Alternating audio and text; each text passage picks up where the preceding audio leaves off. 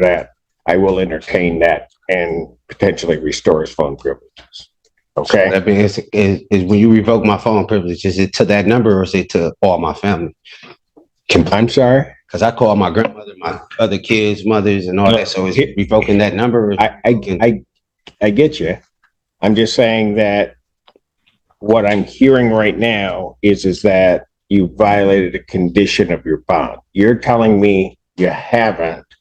I've got this phone number. Your counsel hasn't heard it. So what I'm saying, court calls the case of the people versus James Johnson. Prosecuting attorney working with on behalf of people. Sam Bernstein for Mr. Johnson, Your Honor. Here. Yeah. What's going on, man? Not much. You look good in orange. No. All right. Oh, yeah. So we're asking the court to please set this for a preliminary exam, Your Honor. Your Honor, we Yeah. have all discovery shared with the exception of the 911 call that was requested earlier this week. It should be over to Mr. Bernstein by the latest on Monday. My expectation would be more likely that it gets to him tomorrow.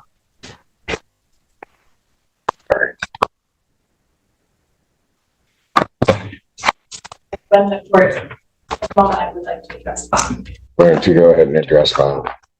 So I understand in this case, bond is currently set at 10,000, cash or surety with no 10% privilege. We did request 150,000 on this case originally. I understand he has his bond currently denied out of the circuit court, and multiple holds in this case.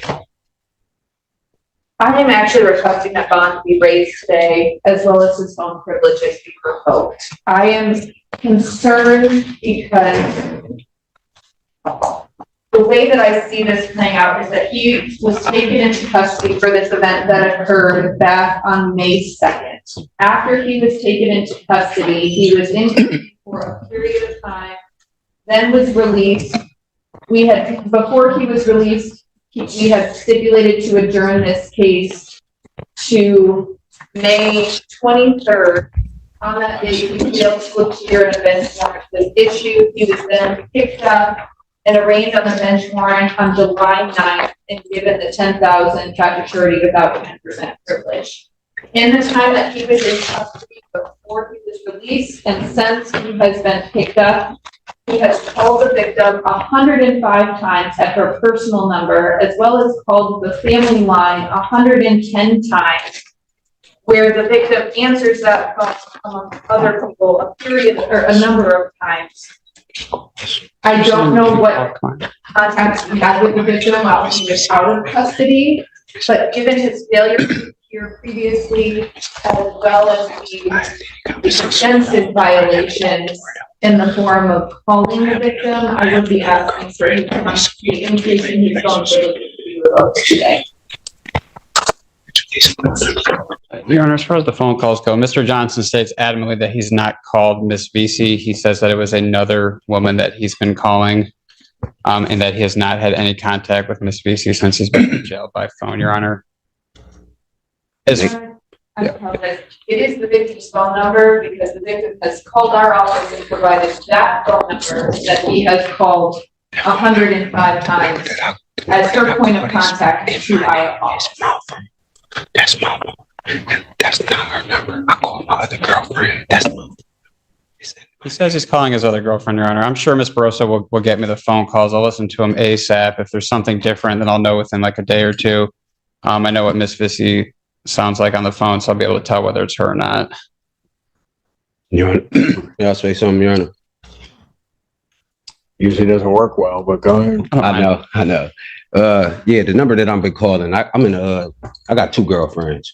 One is Mrs. Vesey and the other is Jaleesa. I called Jaleesa off of my phone number. It's an 858 number. It's registered to my name. It's in my name. Miss Vesey's phone number, I do not call at all. And when I was coming out here, I seen Miss Vesey in the back. Miss Vesey can attest to you. I ain't called her or I haven't called her. I know the contact order, so I know I ain't supposed to have no contact with Mrs. Vesey at all. So I called my other girlfriend, which is Jaleesa. And then once you hear the phone, once you get the phone records, the whatever times. I'm not too for sure how many times I called her, but once you get the phone records and you hear the phone records, you'll clearly hear that it's not Mrs. VC, it's Miss Jaleesa that I am talking to on the phone. Now, if you can hear the records as well, you hear me on that phone call, those same phone calls, telling Jaleesa that I cannot have no contact with Mrs. VC, and for her, I can't have no third party contact as well with Mrs. VC. So once y'all able to get the contact or the phone records or whatever to my attorney in this court, y'all can listen to them and make the determination. But I don't call Mrs. VC, and Mrs. VC is in the. All right, well, let me ask you this then, since you decided to volunteer this. As between your two girlfriends, would there be any reason they would share a number? No, there's no reason that they would share. No. So why would the prosecutor indicate that the number that the victim in this case gives them to contact her is the same number that you're calling from the jail? Now that I don't know. I don't know why she would indicate that, or what even would give the indications that I'm talking to Mrs. VC. But Mrs. VC is right there. Okay, do these two women know each other?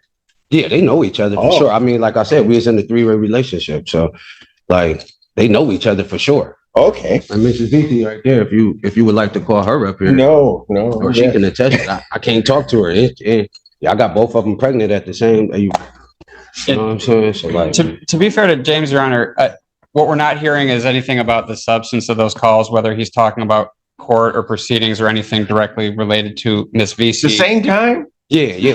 Okay. All right. Yeah, Checking. yeah. Go ahead. No. My bad. Yeah. I'm sorry, Mr. Bernstein. I didn't mean to interrupt. I was just saying, Judge, what we're not hearing is the substance of those calls that relate specifically to Miss VC. Anything that would indicate that it is Miss VC herself. We're talking about the number, but as far as like what's on those calls, I mean, what we're not hearing does kind of support what James is saying, that he wasn't calling Miss VC, Your Honor. Okay. So there's no way without me seeing, I mean, you haven't seen them, Mr. Bernstein, that we're going to know. But my posture on those cases is that if the people are representing to me that the number is the same, I don't know what's going on. Doesn't matter to me. All I know is that the number is the same. I'm not sure what those conversations are. Mr. Bernstein will listen to it, but this time I'm going to revoke your phone privileges. And certainly, Mr. Bernstein, after you hear the calls, if the court needs to reconsider that, I will entertain that and potentially restore his phone privileges. Okay. That means is when you revoke my phone privilege, is it to that number or is it to all my family? I'm sorry? Because I call my grandmother, my other kids, mothers, and all that. So is it revoking that number? I get you. I'm just saying that what I'm hearing right now is that you violated a condition of your bond. You're telling me you haven't. I've got this phone number. Your counsel hasn't heard it. So what I'm saying is I am, as an initial position, going to revoke your phone privileges. He'll get the phone messages. He'll be able to get to you. They can get to me. I'm not saying I might not restore them, but at this point, this is what I'm going to do. Okay? All right. I'll get on it fast. Yeah, because I need to talk. So his phone privileges at this time are revoked. With reference to the bond amount, when is the other hearing on? It shouldn't. So, and that's the case that bond's been denied. Yes. So, okay. He's not going anywhere anyway. Well, so I know. I get that. That was going to be my point. I just wanted to check the dates. And so I'm just going to continue his bond as it's currently sat until we can get to the bottom of it, because he's going to have a preliminary examination before that other case comes up. I'll set preliminary examination in person, July 30th, 2024, 9 a.m. That's before me.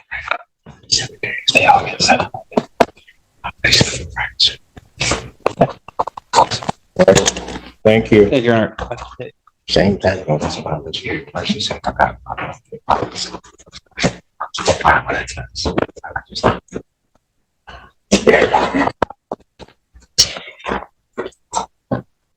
calls case people, State of Michigan versus Bobby.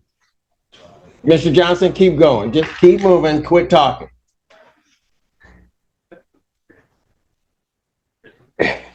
Court calls case, People State of Michigan versus Bobby Beach. This courtroom hearing shows how quickly a bond violation can turn into serious consequences when the court believes a defendant may have ignore and no contact order.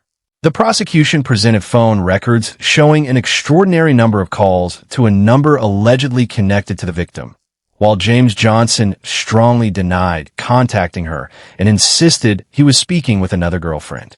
The judge acknowledged that the actual content of those calls had not yet been reviewed. But because the phone number reportedly matched the victim's number, the court took an immediate precaution and revoked Johnson's phone privileges pending further review. The judge also left the door open to restoring those privileges if the recordings proved Johnson's explanation was accurate. This moment highlights the importance of following bond conditions exactly and how disputed evidence can have an immediate impact on a defendant's freedom. Here at Case Authority, we bring you real courtroom moments where judges weigh conflicting claims, examine the evidence, and make decisions that can dramatically change the course of a case. Subscribe to Case Authority for more intense courtroom hearings, legal confrontations, and unforgettable moments from inside the justice system.